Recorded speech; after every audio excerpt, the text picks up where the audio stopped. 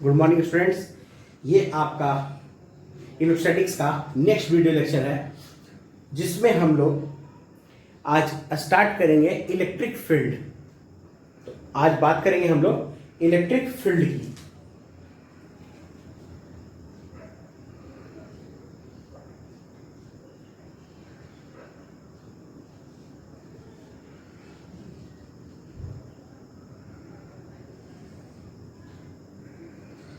या तो आप लोग बचपन में दो मैग्नेट्स को एक दूसरे से मूव करवाया करते थे। एक मैग्नेट ले लिया, उसके पास में दूसरा मैग्नेट, दो चुंबक, ये दोनों से वो गाड़ी टाइप चलाया करते थे एक दूसरे को रिपेल करता हुआ। या उससे एक नेल्स को अट्रैक्ट किया करते थे, ब्लेड्स को, पिन्स को। तो आप उस चीज में देखे होंगे, फील किए होंगे कि एक सर्टेन रेंज के बाद एक मैग्नेट दूसरे मैग्नेट को अट्रैक्ट या रिपेल नहीं कर पाता। या फिर फील करते होंगे कि एक मैग्नेट जो है वो नेल्स को, पिन्स को या ब्लेड को अट्रैक्ट नहीं कर पा रहा है एक सर्टेन रेंज के बाद। वही सेम केस हम लोग का यहां चार्ज के साथ होता है। किसके साथ होता है? चार्ज के साथ। एक चार्ज जो है वो एक अपने चारों ओर एक सर्टेन रेंज तक फोर्स लगाता है। जैसे अर्थ भी एक सर्टेन रेंज तक फोर्स लगाती है जो उसका ग्रेविटेशनल फील्ड कहलाता है। मैग्नेट जो फोर्स लगाती है एक सर्टेन रेंज तक, वो उसका मैग्नेटिक फील्ड कहलाता है। तो वैसे ही चार्ज का एक रीजन है, एक सर्टेन रेंज है अपने चारों ओर, जहां पर वो जो फोर्स लगाती है उस रीजन को हम लोग उसका इलेक्ट्रिक फील्ड कहते हैं। यानी कहने का मतलब चार्ज जो है अपने चारों ओर जिस रीजन में फोर्स अपना अप्लाई कर सकता है उसको इलेक्ट्रिक फील्ड कहते हैं। चार्ज का कुछ प्रॉपर्टीज आप पढ़े थे कि चार्ज रेस्ट में रहता है तो इलेक्ट्रिक फील्ड प्रोड्यूस करता है, चार्ज मोशन में होता है यूनिफॉर्म तो इलेक्ट्रिक फील्ड और मैग्नेटिक फील्ड प्रोड्यूस करता है। इसका मतलब सिर्फ इलेक्ट्रिक फील्ड कहां प्रोड्यूस होगा? जब चार्ज रेस्ट में होगा। यानी हम इलेक्ट्रिक फील्ड का स्टडी करेंगे कब? जब चार्ज रेस्ट में हो। ऐसा नहीं कि मोशन में है तो इलेक्ट्रिक फील्ड नहीं है, लेकिन हम जब स्टडी करेंगे वो जनरली किसमें करेंगे? रेस्ट में, क्योंकि मोशन में इसके साथ साथ क्या आ जाएगा? मैग्नेटिक फील्ड भी आ जाएगा। क्लियर है? तो चार्ज के चारों ओर, इसके चारों ओर एक ऐसा रीजन है, इसके चारों ओर जहां ये अपने चारों ओर क्या प्रोड्यूस कर रहा है? Electric field. ये ऐसा नहीं कि सर्कल के फॉर्म में हम कहते हैं सर्कल के फॉर्म में कर रहा है, मतलब मान के चलो इसके चारों ओर एक ऐसा रीजन है जहां ये फोर्स अप्लाई कर रहा है। कैसे कैलकुलेट कर सकते हैं? तो कैलकुलेट करने के लिए कहा क्या जाता है कि ये चार्ज किसी पार्टिकुलर चार्ज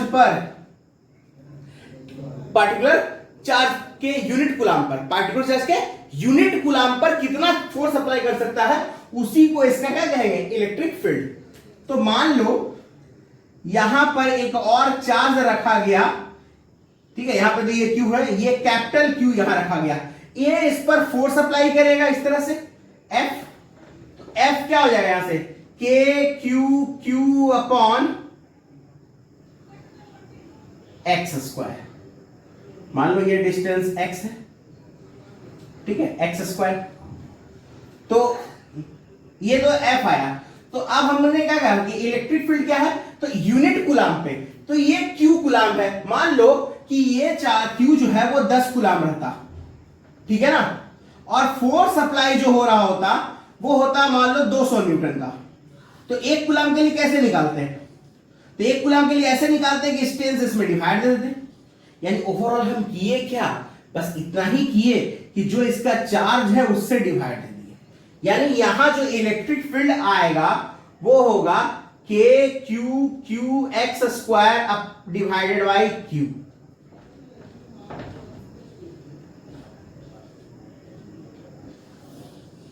ये आएगा इसका इलेक्ट्रिक फील्ड, ठीक है। अब सवाल ये उठता है कि आपने एनसीईआरटी अगर देखा हो तो एनसीईआरटी में एक पॉइंट लिखा होता है इस चीज में, जैसे E इक्वल जब हम लिखे थे अभी यहां पे के Q upon x square upon Q, इसको ऐसे लिखता है F अपॉन क्यू, और उसमें जनरल लिखा हुआ था इस तरह से पॉइंट देकर limit Q tends to 0 F upon Q. ये आप जनरली किसी एनसीईआरटी में बुक में पहली बार देखेंगे, ऐसे अभी तो सब बुक में रहता है, आप ये देखते हैं कि Q tends to 0 F upon Q लिखा रहता है। इसका मतलब क्या है, तो कहता है इसका मतलब ये है कि Q बहुत छोटा होना चाहिए। Q छोटा होना चाहिए, उसका कारण है अगर Q बड़ा होगा तो यहां पर इसका और इसका दोनों का फील्ड आएगा। समझ रहे हैं ना? अब मान लो, सोचो कि मान लो इसका फील्ड इतने डिस्टेंस तक है और इसका फील्ड इतने डिस्टेंस तक है, ठीक है, इसका इतने डिस्टेंस है, तब भी एक दूसरे में फोर्स अप्लाई कर लेगा क्योंकि दोनों का फील्ड एक दूसरे से मिल जा रहा है, तो कहीं ना कहीं दोनों का फोर्स अप्लाई हो जाएगा। तो सिर्फ इसका इफेक्ट होना चाहिए, इसके फील्ड का वहां पर कोई इफेक्ट नहीं आना चाहिए, यानी नेट इलेक्ट्रिक फील्ड नाम का कोई चीज नहीं आना चाहिए। इस कारण से हम लोग चार्ज को बहुत छोटा रखते हैं, बहुत छोटा, Q टेंड्स टू 0। ये बेसिक फॉर्मूला है आपका, और बाकी ऐसे ये फॉर्मूला हो गया। तो ये फॉर्मूला आप देख रहे हैं किसके कारण, तो ये फॉर्मूला देखें आप पॉइंट चार्ज Q के कारण। तो आप ऐसे भी इसको कह सकते हैं कि ये है आपका electric field due to point charge, due to point charge. और इसमें we use charge without its sign, without its sign, charge को उसके साइन के बिना यूज करेंगे। लिख लिए, नोट करिए जल्दी से इसको। अब इसके बाद हम लोग देखेंगे इसी को वेक्टर फॉर्म में। किस फॉर्म में देखेंगे? वेक्टर फॉर्म में देखेंगे। और एक चीज और याद रखिएगा, ये जो चार्ज हमने Q रखा था, ये जो चार्ज हमने Q रखा था वो है आपका टेस्ट चार्ज। कौन सा चार्ज है? Test charge. और ये हमेशा पॉजिटिव होता है। कैसा होता है? पॉजिटिव एंड वेरी स्मॉल, हाँ, वेरी लेस मैग्नीट्यूड कह सकते हैं, लेस मैग्नीट्यूड का होता है, and of very less magnitude. इसलिए बोले थे Q टेंड्स टू क्या रहेगा? 0 रहेगा। अब अगर तुम ध्यान से समझो, अगर ये मेरा पॉजिटिव है और यहां पर एक और चार्ज हमारा Q था और यहां पर तुम पॉजिटिव चार्ज रखोगे तो फोर्स जो आएगा वो रिपल्सिव इन नेचर आएगा। अगर हम यहां -Q चार्ज रखें और यहां पॉजिटिव है तो फोर्स अट्रैक्टिव इन नेचर रहेगा। यानी हम कह सकते हैं कि electric field is inward, outward भी कैसा? तो रेडियली आउटवर्ड में भी पूछ सकता है कि कैसा, तो radially outward for positive charge, ठीक है। फिर उसके बाद इलेक्ट्रिक फील्ड जो है इनवर्ड होता है, इनवर्ड वो भी कैसा? Radially for negative charge. कैसे चार्ज के लिए? निगेटिव चार्ज के लिए। अब हम लोग देखते हैं इसका वेक्टर फॉर्म।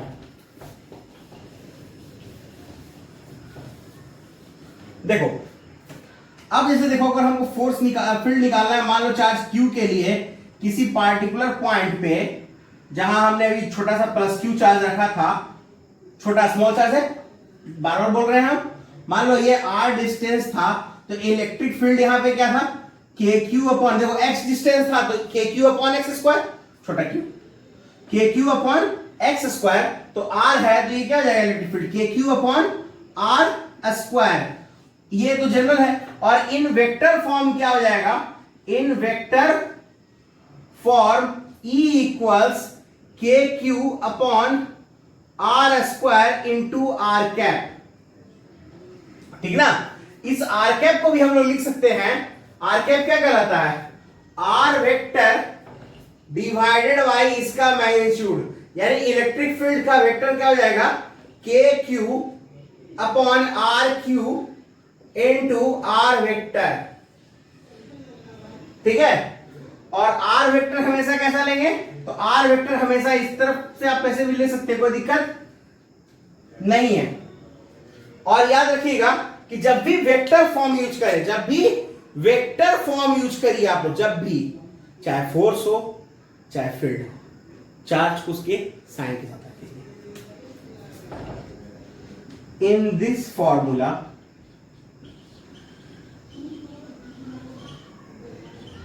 we use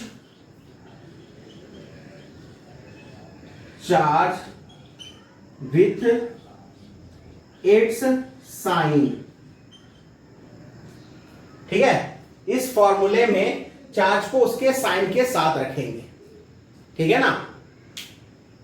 क्योंकि अगर तुम नहीं रखते हो साइन के साथ यहां पे, तो यहां तो तुम्हारा आर वेक्टर से डिसाइड किया जा रहा है डायरेक्शन, तो आर वेक्टर तो हमेशा आउटवर्ड रहेगा। यहां माइनस भी ले लो और प्लस भी ले लो, मान लो साइन नहीं यूज करते, सॉरी वो यहां भी आपका वो प्लस क्यों लिखा गया, लगता है याद छूटेगा नहीं। देखो आर को हमेशा आउटवर्ड ले रहे हैं हम लोग, हमेशा पॉइंट पी की तरफ जहां पे हमको निकालना है फील्ड।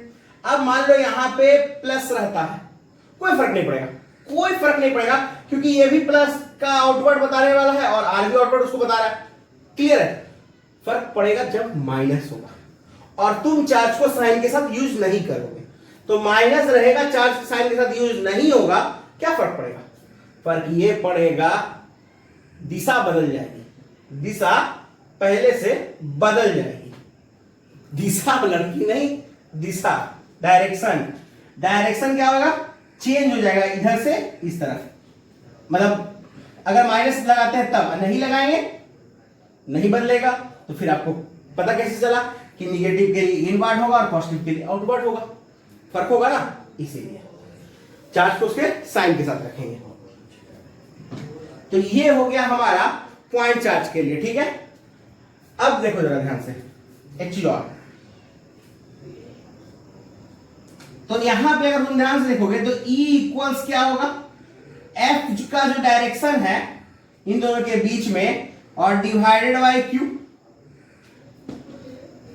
ये है ना वेक्टर के फॉर्म में कर रहे हैं, तो F वेक्टर क्या हो जाएगा यहां से, Q इंटू E होगा, इसको भी नोट कर लो।